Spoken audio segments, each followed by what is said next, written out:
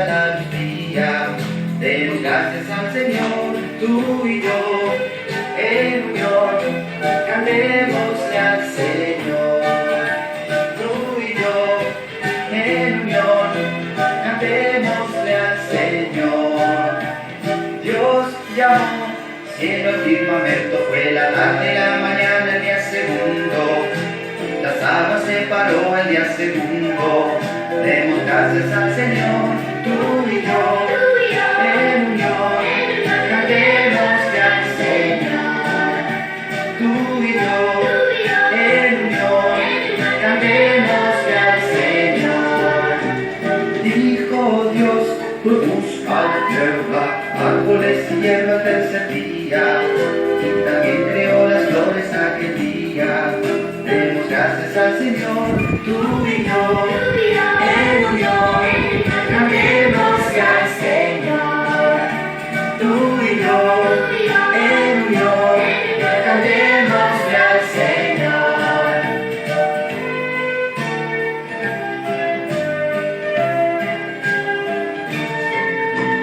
Dos luces puso Dios, la luna y el sol el cuarto día.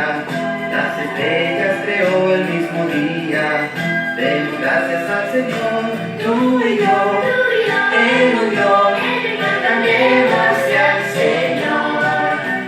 Tú y yo, en unión, cantémosle al Señor. Dios creó los peces del mar y las aves del cielo el quinto día. Volaron por el cielo, ¡qué alegría! Demos gracias al Señor, tú y yo, en unión, cantémosle al Señor. Tú y yo, en unión, cantémosle al Señor. Tú y yo, en unión, cantémosle al Señor. Tú y yo, en unión, cantémosle al Señor. Dios los animales creó y al hombre del polvo el sexto día. También a la mujer hizo aquel día. Demos gracias al Señor, tú y yo, en unión, cantémosle al Señor.